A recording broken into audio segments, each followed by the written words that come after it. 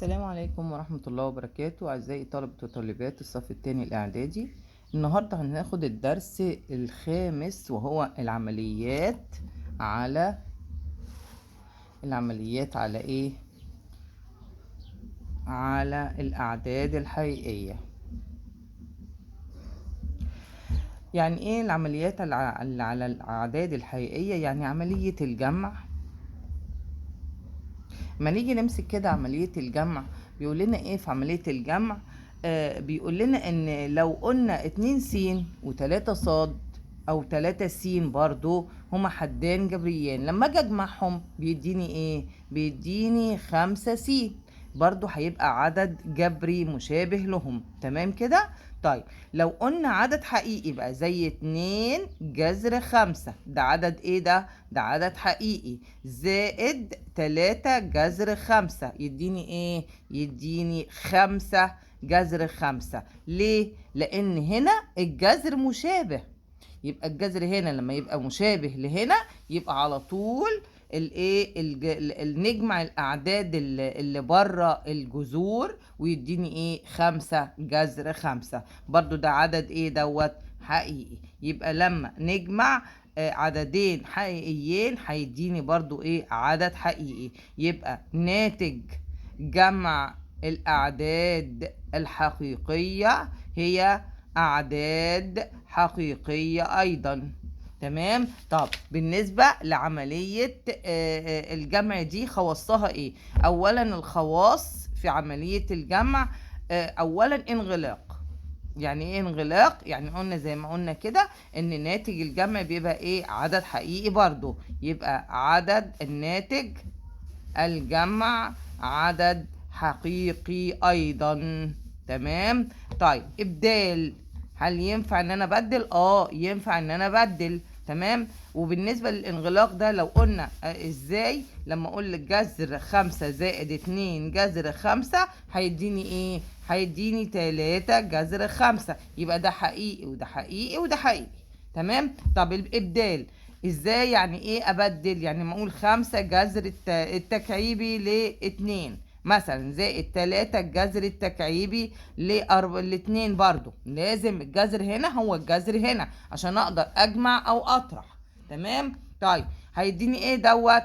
هيديني لو انا عايزه ابدل، لو قلت 3 جذر التكعيبي الاثنين زائد الخمسة الجذر التكعيبي الاثنين هيديني برضو 8 الجذر التكعيبي الاثنين. تمام كده؟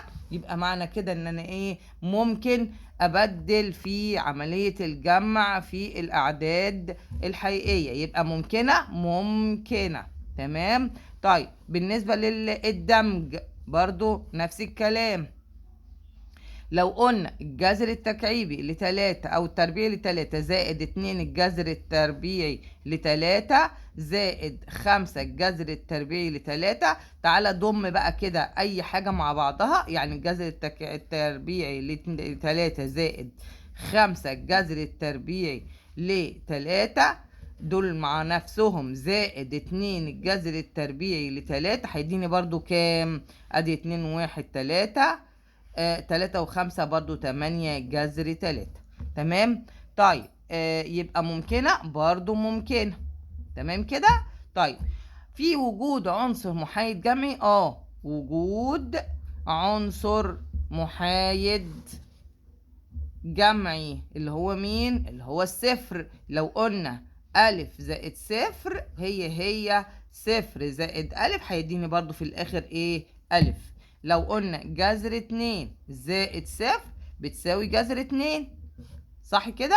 طيب ناقص جذر تكعيبي ل3 زائد صفر هيديني برضو ناقص الجذر التكعيبي ل3. طيب في وجود معكوس جمعي؟ وجود معكوس جمعي اللي هو مين؟ اللي هو تغيير الإشارة. لو عندنا جذر التربيعي ل3 ايه معكوسه الجمعي؟ ناقص الجذر التربيعي ل3. تمام؟ يبقى بتغير إشارة. طيب لو قلنا الجذر التربيعي ل3 زائد 2 ايه معكوسها الجمعي؟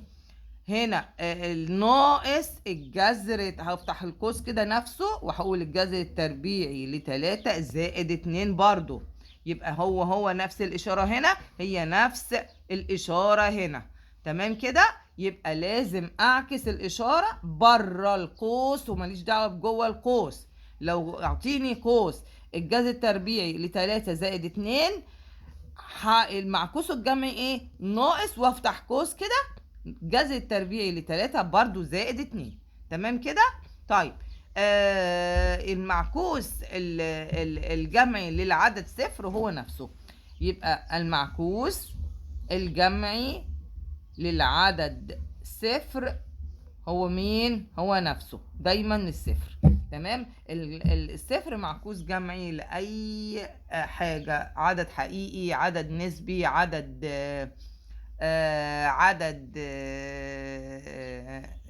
عدد نسبي، عدد حقيقي، عدد ايه تاني، عدد صحيح، اي حاجة. تمام، هو برضو الصفر. تمام كده. طب ناخد امثلة على الكلام ده هوت. لما يقول لي 2 الجذر التربيعي ل2 ناقص 3 الجذر التربيعي ل2، اول حاجة اتأكد منها ان الجذر ده هو ده. تمام. يبقى ما اجيش اجمع او اطرح جذر تربيعي لرقم وجذر تربيعي لرقم تاني خالص، لا، لازم الجذر التربيعي هنا هو الجذر التربيعي هنا. تمام. طيب هنا جمع ولا طرح؟ ده جمع، ده طرح. تمام كده. يبقى بطرح والاشاره للكبير. يبقى هنا الجذر التربيعي 2 جذر التربيعي ل2، كاني مش شايفه الجذر، كاني مش شايفه الجذر. 2 ناقص 3 كام؟ ناقص 1. ناقص 1 يعني ناقص جذر 2. تمام كده. ما اقولش ناقص 1 وبس، لا، عندنا هنا في جذر، ده اسمه عدد حقيقي، ده ليس عدد نسبي، ده عدد غير نسبي، ده اسمه عدد غير نسبي، لانه الجذور دهيت اللي ملهاش حاجه بتطلع من تحت الجذر اسمها عدد غير نسبي. يبقى ناتج الطرح هنا كام؟ ناقص جذر 2. طب لما اقول 4 زائد جذر 3 ناقص 7 ناقص جذر 3 بتساوي كام دي؟ طبعا عشان اجمع 4 لازم ادور لها على عدد برضو صحيح زيها، 4 مع ال4. تمام. يبقى هاخدهم في قوس كده، 4 ناقص 4 واحطهم في قوس، 4 ناقص 7 اقصد، احطهم في قوس، زائد وافتح قوس تاني اخد الجذور مع نفسها، جذر 3 وناقص جذر 3 راحوا مع بعض، ده معكوسه الجمعي، يبقى راحوا ايه؟ مع بعض. يبقى ناتج الجمع هنا ايه؟ هنا 4 ناقص 7 بطرح والاشاره للكبير يبقى ناقص 3. تمام كده؟ تمام ان شاء الله. طيب اما يقول لي حاجه تاني، اما يقول لي ايه؟ اذا كانت س بتساوي 9 جذر 5 وصاد بتساوي 5 جذر 3 فان س ناقص صاد. قلنا عشان نعمل حاجه زي كده بعمل ايه؟ باخد القيمه بتاعت س واحطها تحتها، يبقى 9 جذر 5 ناقص 5 جذر 3. طب اطرح كده بقى، يبقى 9 كأني مش شايفه ايه؟ مش شايفه طبعا دي الجذر ده غير ده، هينفع اطرح؟ لا، ما ينفعش اطرح. اصحى في الحته دي شويه. هنا طبعا اتاكد ان اللي انا بطرحه او بجمعه نفس الجذر. هل ده نفس الجذر؟ لا طبعا مش نفس الجذر. يبقى هيديني ايه؟ 9 جذر 5 ناقص 5 جذر 3. يبقى هيديني نفس القيمه اللي انا كاتباها. لا ينفع اجمع ولا ينفع اطرح ولا ينفع اعمل اي حاجه فيها. ليه؟ لان دي الجذر ده غير الجذر ده. تمام كده؟ تمام ان شاء الله. طيب اما يقول لي عايز المعكوس الجمعي الاعداد الاتيه. المعكوس الجمعي جذر، يبقى المعكوس، اوجد المعكوس الجمعي. طبعا احنا عرفنا ان المعكوس الجمعي يعني اعمل ايه؟ يعني اغير الاشاره، جذر 2 بتساوي ناقص جذر 2، مش بتساوي بقى، هيبقى معكوسها الجمعي ايه؟ تعمل سهم كده ناقص جذر 2. طيب ناقص جذر 5 التكعيبي، يبقى هيبقى ايه؟ هيبقى زائد جذر 5 التكعيبي، الجذر التكعيبي الجذر 5. طيب جذر 2 زائد جذر 7، ايه معكوسها الجمعي؟ بتساوي احط قوس، احطهم في قوس كده، جذر 2 زائد جذر 7، واغير الاشاره. دول كانوا بالايه؟ بالموجب، لا انا هحط لها سالب من بره. يبقى بكل سهوله كده بعمل ايه؟ بحط السالب بره، ماشي، وهحط ايه؟ الكلام اللي عندي ده في قوس. طب اللي بعدها بيقول لي جذر التكعيبي الخمسة ناقص 3، برضو نفس الكلام. هنا ايه؟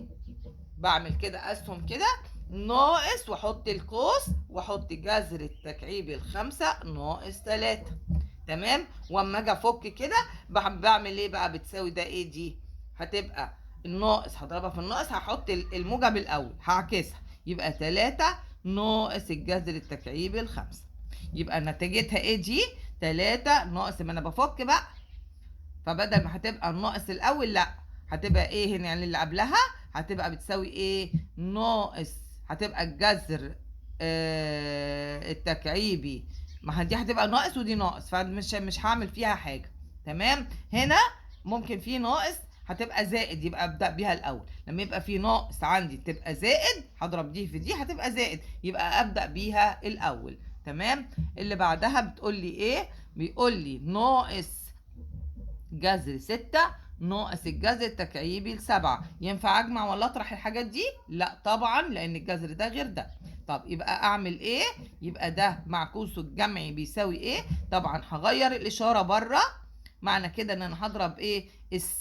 دي كده كانها قدامها زائد، فاحط ايه؟ ناقص، يبقى الناقص هتبقى زائد والزائد هتبقى ناقص، يبقى دي هتبقى زائد 6 وزائد جذر التكعيبي ل7. ما هي اصلا قدامها زائد، ما هي بره كده قدامها زائد، يبقى هغيرها لايه؟ لناقص. تمام. يبقى انا خدت كده القوس، عملته قوس عشان ما تلخبطش نفسك. اعمل الحاجه اللي عندك اللي هي المقدار الحقيقي ده ايه؟ في قوس. تمام. وبعدين الزائد خليه ناقص والناقص خليه زائد. خلاص كده؟ تمام. طيب بيقول لي ايه بعد كده؟ بيقول لي 2 زائد، اختصر، 2 زائد 2 جذر 7 ناقص 1 ناقص 5 جذر 7. هاجي كده بطريقة بسيطة كده، هروح معلمة الحاجات اللي شبه بعض مع بعض، دي كده مع دي كده، تمام، ودي كده مع دي كده، تمام. وهقول ايه؟ بيساوي، ألم الأرقام اللي أنا خدتها مع بعضها في قوس، يبقى 2 ناقص 1 وبعدين زائد وافتح قوس تاني والم الحاجات التانية مع بعضها، 2 جذر 7 ناقص 5 جذر 7. بلمها بايه؟ برموزها. يبقى الرمز ده بتاع الاشاره دي ايه؟ بالاشاره بتاعتها، اشاره سالب بحطها سالب، اشاره موجب بحطها موجب. تمام. يبقى 2 ناقص 1 ادي 1، بطرح والاشاره للكبير، زائد واحطها في قوس كده، لسه انا ما طلعتش الناتج، زائد ايه؟ دي 2. طبعا اللي بتاكد منه الاول ان ده الجذر ده هو ده، يبقى لما اجي بطرح والاشاره للكبير، 2 ناقص 5 ناقص 3 ايه؟ جذر 7. طبعا الناقص هتتضرب في الموجب هتبقى ناقص، بتساوي ايه؟ 1 ناقص 3 جذر 7. تمام كده؟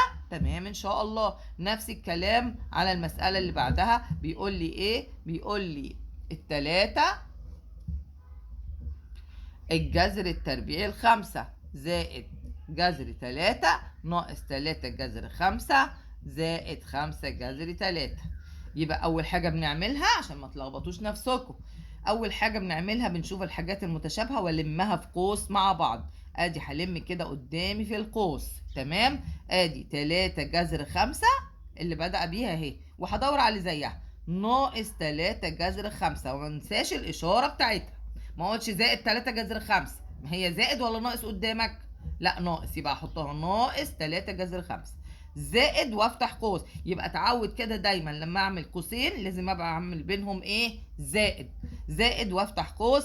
الجذر التلاتة دي بالموجب اهي، زائد 5 جذر 3 دي، ومعكوسها الجمعي يبقى ايه؟ صفر على طول. يبقى بتساوي جذر 3 زائد 5 جذر 3 تديني كام؟ 6 جذر 3، الاتنين بالموجب، يبقى 1 و5 6 جذر 3. تمام كده؟ تمام ان شاء الله. طيب اما يقول لي بقى احنا كده خلصنا ان شاء الله عملية الجمع، عايزين نخش في عملية الايه؟ الضرب. ثانيا ضرب، عملية الضرب. يعني ايه عملية الضرب دي؟ هنشوف مع بعض. لو قلنا مثلا لو ضربت 3 في 2 س هيديني ايه؟ بضرب الرقم في الرقم، بيديني كام؟ 6 س. تمام كده؟ عدد ايه برضو؟ بيديني حد جبري. تمام. طيب لو قلنا يبقى عملنا ايه؟ خدنا الرقم ضربناه في الرقم وحطينا، يبقى خدنا دول كده مع بعض وضربناهم في بعض وحطينا الايه؟ الرمز. طيب لما نيجي نقول 2 جذر 3 في 5 جذر 3، مش هي جذر 3 جذر 3؟ يبقى هي ايه؟ يبقى هي مضروبة برضو ايه؟ في بعضها. هضرب الرقم في الرقم يديني كام؟ 10. يبقى الرقم في الرقم نعملها واحدة واحدة كده. 2 في 5، تمام، وايه؟ في مش زائد بقى هنا لان دي مش عملية جمع. في ايه؟ جذر 3 في جذر 3. طيب لما نقول 2 في 5 تديني كام؟ 10. طب جذر 3 في جذر 3، طبعا اي جذر في نفسه يطلع من تحت الجذر في 3. تمام. يبقى جذر 3 في 3 بكام؟ ب3. اي جذر في نفسه بكام؟ بيطلع من تحت الجذر. جذر في نفسه يطلع من تحت الجذر، احفظوها كده. يبقى 3 في 10 ب30. تمام كده؟ طيب لما نيجي نشوف مثال على الكلام ده هوت، لما اقول ناقص 2 في 5 جذر 3 تديني كام؟ يبقى ناقص 2 في 5 بناقص 10 جذر 3. بكل سهولة بضرب الرقم في الرقم اللي بره، تمام، والجذر في الجذر. طبعا احنا في الجمع والطرح ما كناش بنعمل ايه؟ ما بنضربش، ما بنجمعش الجذر والجذر، لا، احنا بنجمع الرقم والرقم ونحط الجذر زي ما هو. هنا بتضرب الجذر في الجذر اللي موجود ايا كان. تمام. طيب لو قلنا مثلا 4، نمرة 1 دي، نمرة 2، 4 جذر 2 في جذر 2، دي طبعا جذور متشابهة. دي جذور ايه؟ دي متشابهة. طيب يبقى 4 في 1 ب4، اهي 4 في 2 جذر 2 في جذر 2 تطلع من تحت الجذر يبقى ب8. تمام. طب لو قلنا 3 ناقص 2 جذر 7 في 4 جذر 7 بتساوي ايه؟ دي الرقم في الرقم واحط الرقم. ناقص 2 في 4 بناقص 8، وجذر 7 في جذر 7 يطلع من تحت الجذر يديني 7، يبقى 7 في 8 ب56. بالناقص ما ننساش الإشارة، يبقى الإشارة دي لازم افتكرها كده واحطها عشان هي دي اللي بتضيعكوا في الامتحانات. طيب اما نيجي نشوف خواص الضرب في الاعداد الحقيقية. ايه خواص الضرب ده؟ في انغلاق؟ في انغلاق. في انغلاق؟ ايوه طبعا. تمام. هي يعني حاصل ضرب اي عددين حقيقيين هو عدد ايه؟ حقيقي، ونقول ان ح مغلقة تحت عملية الضرب. يبقى مغلقة، انغلاق، يوجد انغلاق، هي عملية مغلقة. يعني ايه مغلقة؟ يعني بيديني عدد حقيقي برضو. كل الاعداد بتنتمي لاعداد حقيقية. تمام كده؟ كل الاعداد بتنتمي للاعداد الحقيقية، سواء نسبية سواء غير نسبية، سواء صحيحة ماشي موجبة او سالبة، كل دي اعداد حقيقية. تمام. يبقى لما نقول جذر 3 في 2 جذر 3 هتديني كام؟ هتديني 2 في 3 ب6. هل ال6 دي حقيقي ولا لا؟ يبقى ال6 بينتمي للاعداد الحقيقية. تمام كده؟ طيب الخاصية التانية خاصية الابدال. هل في ابدال في عملية الضرب؟ ايوه في ابدال ممكنة. ازاي؟ اما اقول 2 جذر 5 في 3 جذر 5 مش هي 3 جذر 5 في 2 جذر 5 هيحصل حاجة؟ لا مش هيحصل أي حاجة. يبقى عملية الضرب زي ما أقول 2 في 3، مش هي 3 في 2؟ هي 3 في 2. يبقى الإبدال ممكن في إيه؟ في عملية الضرب. تمام كده؟ طيب يبقى بتساوي إيه دي؟ 6 في 5 ب 30. يبقى 5 في 6 في النهاية هتديني كام؟ 30، سواء هنا أو هنا. تمام كده؟ تمام إن شاء الله. الدمج في عملية الضرب ممكن ولا مش ممكن؟ برضو ممكن. ازاي بندمج؟ اما نقول الدمج برضو ممكن. تمام. اما اقول 2 جذر 7 في 4 جذر 7، احطها في قوس كده، في جذر 7 بتساوي كام دي؟ 2 في 4 ب8، 7 جذر 7 في جذر 7 ب7 بيطلع من تحت الجذر، جذر في نفسه يطلع من تحت الجذر، 7 في 8 ب56، يبقى 56 جذر ايه؟ 7 اللي فاضله. تمام. طيب لو قلنا دي لوحدها 2 جذر 7 ماشي لوحدها، في وافتح قوس واخد دول مع بعض 4 جذر 7 في جذر 7، تعالى نعملها كده. يبقى 2 جذر 7 اضرب دي مع بعضها، 4 في 7 ب28، هيديني برضو كام؟ 56 جذر 7. تمام كده؟ يبقى عملية الدمج ممكنة في الأعداد الحقيقية. وجود عنصر محايد ضربي، موجود عنصر محايد ضربي. أول ما يقول لي محايد ضربي أفتكر الواحد على طول في أي حاجة. تمام؟ وجود عنصر محايد ضربي. تمام كده؟ اللي هو ايه؟ الواحد الصحيح. تمام. يبقى اي حاجه جذر التكعيبي الخمسة في واحد هي ايه؟ واحد في جذر 5 التكعيبي بتساوي جذر 5. يبقى اي حاجه في المحايد الضربي بتديني نفس الحاجه. تمام. وجود معكوس ضربي لكل عدد حقيقي لا يساوي الصفر. يعني ايه الكلام ده هوت؟ يعني هل هنا عندنا في معكوس ضربي؟ لا يوجد معكوس ضربي للصفر. الاعداد كلها ليها معكوس ضربي ما عدا مين؟ ما عدا الصفر. يبقى هنا في معكوس ضربي لايه؟ لاي عدد حقيقي ما عدا الصفر. وجود معكوس ضربي للعدد الحقيقي ما عدا ايه؟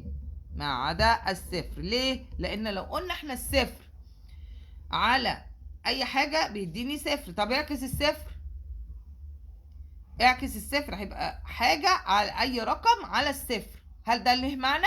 ليس له معنى. يبقى الصفر يجي في المقام، امحي على طول السؤال وقول ان هو ليس له ايه؟ معنى. لو قلنا مثلا الجذر التربيعي لتلاتة ايه معكوسه الضربي؟ 1 على جذر 3. تمام كده؟ يبقى 1 على جذر 3. المعكوس الضربي لايه؟ ناقص جذر 2 على 5. هو ايه؟ بص في ناقص اهي، احطها نفس الاشاره، يبقى ناقص 5 على جذر 2. يبقى لازم احط المعكوس الجمعي بايه؟ الضربي بايه؟ بنفس الاشاره، نفس الاشاره موجب او نفس الاشاره سالب. تعالى كده نشوف اسئله على الموضوع ده هوت. اما اقول الجذر التربيعي 5 على 5 في 4 جذر 5 على 12 جذر 2 على 1 على 3 جذر ايه؟ 2. تعالى واحدة واحدة كده. اولا هنا عملية ضرب فحطها مع نفسها كده. تمام. يبقى هنا جذر 5 مع جذر 5 بكام؟ ب5. جذر في الجذر في نفسه يطلع من تحت الجذر. 4 في 5 ب20، يبقى هنا 20 فوق. تمام كده؟ يبقى جذر 5 بجذر 5 بايه؟ ب5 في 4 ب20. تمام. على 5 في 12 جذر 2. طب ال5 مع ال20 فيها ال4. تمام كده؟ يبقى 5 مع ال20 فيها ال4، 4 مع ال12 فيها ال3. يبقى الناتج ده كله كام؟ هنا على 1 على 3 جذر 2. هخلي الناتج ده كله كام؟ النتيجة النهائية 1 على 3 جذر 2. تمام كده؟ تمام. على هقلبها في، يبقى مشيت المسألة ازاي؟ ان انا خدت اللي مع بعض دول، عملية الضرب اللي مع بعضها في ايه؟ في قوس، وعملت عملية الضرب. عايز تعملها على الآلة اعملها على الآلة، هيديك نتيجة نهائية. حط النتيجة النهائية واقلب العلى في، وحط ايه؟ الكسر التاني مقلوب، يبقى 3 جذر. طالما عملنا العلى فيه بقلب الكسر اللي بعده، ولا احنا نسينا؟ لا، احنا لما نلاقي على لازم نقلبها فيه. قلبنا على على فيه، اقلب على طول الكسر اللي بعده بقى على 1. دي راحت مع دي، بيديني كام؟ الكلام ده كله 1. تمام كده. مسألة تانية بتقول لي ايه؟ بتقول لي اكتب كلا مما يأتي بحيث يكون المقام عددا صحيحا. عددا صحيحا بنضرب في حاجة اسمها المرافق. يعني ايه مرافق؟ يعني لو هو جذر من تحت بضرب في الجذر ده على نفسه. يعني ايه الكلام ده؟ هو يعني هنا بيقول لي اكتب كلا مما يأتي بحيث يكون المقام عدد صحيح. تمام. طيب اعملها ازاي بقى دي؟ 9 على جذر 3. 9 على جذر 3 بضرب على طول في جذر 3 على جذر 3. ما انا عايزه الجذر ده، ما انا عايزه العدد اللي تحت يبقى عدد صحيح. لما اعمله عدد صحيح يبقى اضربه في ايه؟ في نفسه. تمام. يبقى هنا 3 جذر 3 مع جذر 3 تديني كام؟ 3. تمام. 3 مع 9، خلينا نعملها واحده واحده. يبقى 9 جذر 3 على 3 بقى عدد ايه هنا؟ عدد صحيح اهو. طيب 3 دي مع 9 تديني كام؟ 3 جذر 3. يبقى اختصرنا 3 مع 9. 9 على 3 فيها 3. تمام. 3 على 3 فيها الواحد، 9 على 3 فيها 3. يبقى النتيجة النهائية هتبقى كام؟ 3 جذر 3. تمام. اللي بعده بيقول لي ايه؟ بيقول لي ناقص 3 على الجذر التربيعي ل2. برضو هضربها في ايه؟ في جذر 2 على جذر 2. خلاص فهمنا الموضوع. يبقى اول ما نلاقي جذر من تحت نضرب في ايه؟ في نفس الجذر فوق وتحت.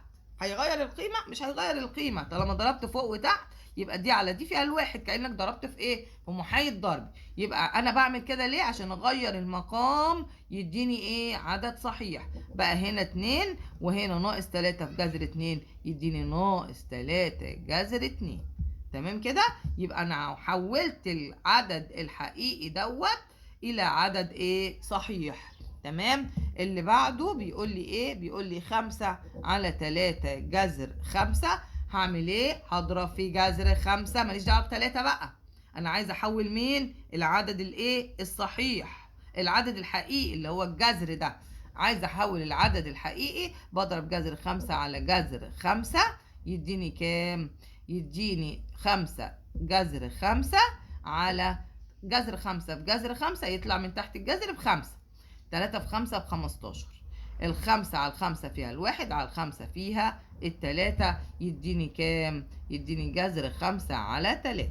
يديني كام؟ جذر 5 على 3. تمام كده؟ تمام. اللي بعده بيقول لي ايه؟ بيقول لي اذا كان او اختر الاجابة. نيجي هنا نقول مثلا اما يقول لي المعكوس الضربي للعدد جذر 5 على 10 هي ايه؟ تعالى كده في الكتاب كده على طول، بدل ما نكتب هي كده كده محلولة، هنحلوها مع بعض ايه؟ لوحدنا. المعكوس الجمع الضربي للعدد جذر 5 على 10. اعكس، يبقى كام؟ 10 على جذر 5. 10 على جذر 5. طب ينفع الكلام ده هوت؟ لا ما ينفعش. لازم اما نلاقي جذر في المقام، لا احنا عايزين نتخلص من الجذر على طول. نضرب جذر 5 على جذر 5 هتبقى 10 جذر 5 على 5. تمام كده. دي مع دي فيها الاتنين، يبقى احنا هنا ما فيش عندنا طبعا 10 على جذر 5، فأنا لازم أنظف كده الكسر ويديني عدد في المقام، عدد صحيح. يبقى هنا ده فيه عدد صحيح في المقام، مقامه هيبقى 1، ده عدد صحيح. تمام، يبقى 2 جذر 5. يبقى على طول بختار ايه؟ 2 جذر 5. المعكوس الجمعي للعدد ده معكوس جمعي، يبقى على طول بعمل ايه؟ ناقص نفس الكسر.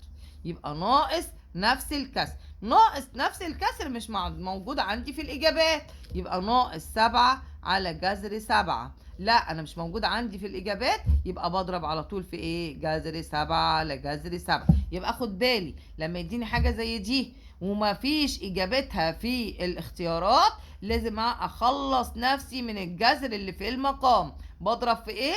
جذر 7 على جذر 7 بيديني ناقص 7 جذر 7 على 7، لان دي انا اتخلصت منها، ضربتها في المرافق بتاعها اللي هو الجذر 7 برضو، يديني ايه؟ 7. يبقى هنا دي هتروح مع دي، يديني ناقص جذر 7. فين في الاجابات؟ اهي. تمام كده. التالتة بتقول لي ايه؟ المعكوس الضربي للعدد 3 جذر 2 على 4 هي ايه؟ 4 على 3 جذر 2. هو طبعا جايب لك النتيجة النهائية 4 على 3 جذر 2، ده معكوس ضربي. تمام كده. يبقى اخد بالي طبعا هنا في المقام جذر 2. اول ما تلاقي في المقام جذر، حس كده ان في ارتكارية عندك. يعني ايه؟ يعني لازم اخلص من الجذر ده. اعمل ايه؟ اضرب على طول في نفسه. يبقى هضربه في نفسه يديني ايه على طول؟ يبقى هنا 4 جذر 2 على 3 جذر 2 في جذر 2 في ايه؟ ب2. 2 في 3 ب6. على الاتنين فيها الاتنين، على الاتنين فيها التلاتة. هيديني كام؟ 2 على 3 جذر 2. طب هي برضو مش في الايه؟ مش في الاجابات. احنا عملنا حاجة غلط يا ولاد. يبقى هنا 2 في 3 ب6، على الاتنين فيها الاتنين، على الاتنين فيها التلاتة. ده هنا بيقول لي بيساوي كام على 3. يبقى انا بختار البسط بس. انا بختار ايه؟ البسط. اللي هو مين البسط؟ اللي هو 2 جذر 2، اللي هو اللي هو 2 جذر. يبقى لما يجي يساوي هنا، عشان هو بيلخبطني، هو ما فيش في الاجابه 2 جذر 3 على 3. لا، هو مش عاطيك الايه؟ اختيار للاجابه كلها، هو عاطيك اختيار للبسط بس. يبقى كام طالع في البسط؟ 2 جذر 2. تمام. تاني المسألة دي اما يديني معكوس ضربي لأي رقم ولقيت الجذر في المقام، على طول لازم اتخلص منه. اعمل ايه؟ اضرب فيه في نفسه فوق وتحت. ضربت في نفسه فوق وتحت، يبقى ايه؟ هيديني 4 جذر 2 على 3 جذر في جذر، هيطلع من تحت الجذر يبقى ب2. 2 في 3 ب6. تمام كده. يبقى 2 في 3 ب6، وهنا 2 جذر 2 على الاتنين فيها الاتنين، على الاتنين فيها التلاتة تحت. اعطيني هو التلاتة اللي تحت، فاضل مين؟ فاضل البسط. يبقى البسط هو ايه؟ 2 جذر 3 جذر 2. تمام كده. تمام ان شاء الله. طيب بيقول لي حاول بنفسك. بيقول لي ايه؟ بيقول لي جذر 5 في 1 على جذر 5 بتساوي ايه دي؟ طبعا الجذر هيروح في تاني جذر 5. طيب جذر 5 بجذر 5 هيديني 5، صح كده؟ يبقى هنا جذر 5. لا، هو ممكن ايه؟ انت هنا كل ده في ضرب، هختصر دي مع دي راحت، هيديني على طول جذر ايه؟ جذر 5. يبقى على طول لما الاقي حاجه زي كده وكله مضروب في بعضه، بدل ما اعقد نفسي واحط اضرب في المرافق وما اعرفش ايه وايه والكلام ده، لا، انا بعمل ايه؟ بضرب على طول، بضرب وبختصر على طول وادي النتيجه النهائيه بتاعتي. المساله الثانيه بتقول لي ايه؟ بتقول لي جذر 3 على 3 في 4 جذر 5 على 20 في 5 جذر 3 على جذر 5. تمام. واحده واحده كده، ما عقدش نفسي. اللي عايز يختصره هختصره. يعني ال5 تقبل مع ال20، على ال5 فيها الواحد، على ال5 فيها الاربعه. تمام. على 4 فيها الواحد، على 4 فيها الواحد، يبقى ال4 دي راحت مع ال4 دي. طيب جذر 3 في جذر 3 مش ب3 راحت مع دي، يبقى جذر 3 في جذر 3 ب3، مع ال3 راحوا مع بعض. جذر 5 راحت مع جذر 5، يبقى كل الموال ده كله بكام؟ عندي بواحد. يبقى واحدة واحدة كده بختصر الأرقام، بشوفها بتختصر مع بعضها هيديني نتيجة. عطتني النتيجة بحطها، يبقى 5 على ال5 فيها الواحد، على ال5 فيها ال4، عندي 4 فوق، يبقى 4 دي هتروح مع ال4 دي. طب الجذر في جذر بيطلع من تحت الجذر، ما أنا عندي 3 تحت، يبقى جذر 3 في جذر 3 ب3، مع ال3 راحوا. جذر 5 راحت مع جذر 5، يبقى النتيجة النهائية بكام؟ بواحد. بيقول لي اجعل المقام عدد صحيح. اجعل المقام عدد صحيح. 3 على جذر 7 بتساوي ايه دي؟ بتساوي، هضرب على طول فين؟ في نفس الجذر، جذر 7 على جذر 7. عشان اخلي المقام عدد صحيح لازم اضرب في نفس الجذر، يبقى جذر 7 في جذر 7 هتديني 7، وهنا 3 جذر 7. في حاجة تختصر مع بعضها؟ لا، مفيش اي حاجة تختصر مع بعضها. ليه؟ لان هنا دي جذر 7 ودي 7، خد بالك هنا دي جذر 7 ودي ايه؟ 7، ما ينفعش نختصرها مع بعض. عدد صحيح ما يختصرش غير مع عدد صحيح زيه، والثلاثة طبعا عدد أولي والسبع عدد أولي ما اختصروش مع بعض. السؤال اللي بعده بيقول لي إيه؟ بيقول لي 9 على 2 جذر 6. ينفع ألاقي في المقام جذر؟ لا طبعا، هضرب في الجذر، جذر 6 على جذر 6. تمام؟ طيب يبقى هنا فوق 9 جذر 6 على، طلع الجذر من تحت الجذر لما تضربه في نفسه، يبقى 2 في 6 ب12، على التلاتة فيها التلاتة، على التلاتة فيها الأربعة. في اختصار تاني؟ مفيش اختصار تاني. تمام كده؟ يبقى هنا 3 على الأربعة، أو 3 جذر 6 على الأربعة. عملت عدد صحيح في المقام؟ أيوة عملت عدد صحيح في المقام. عايزين بنقول توزيع الضرب على الجمع. توزيع الضرب على الجمع او الطرح. خدنا الكلام ده طبعا في الايه؟ في الجزء الاولاني في عملية الايه؟ الاعداد الحقيقية، ان احنا بنوزع عادي خالص. تمام؟ او الاعداد الصحيحة بنوزع ارقام عادية على الاعداد. طب اما يقول لي ايه؟ اما يقول لي 2 جذر 3 في 5 جذر 3 ناقص 4، بعمل ايه؟ بوزع دي مرة على دي ومرة على دي. تمام؟ يبقى دي عاملة زي الشجرة كده اللي بتتوزع، هنا مرة وهنا مرة. تمام؟ يبقى هنا 2 في 5 ب10، جذر 3 في جذر 3 ب3، حطها كده بين قوسين لوحدها.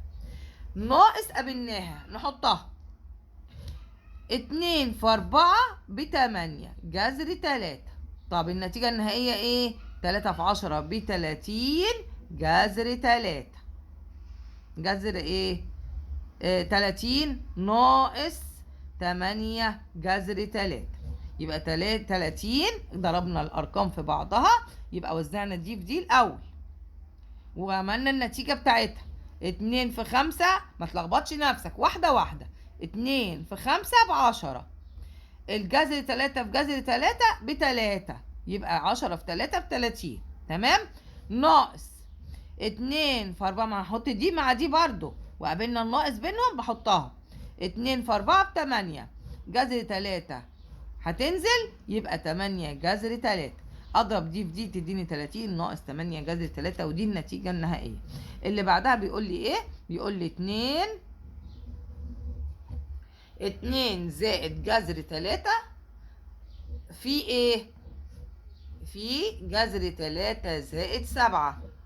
تمام؟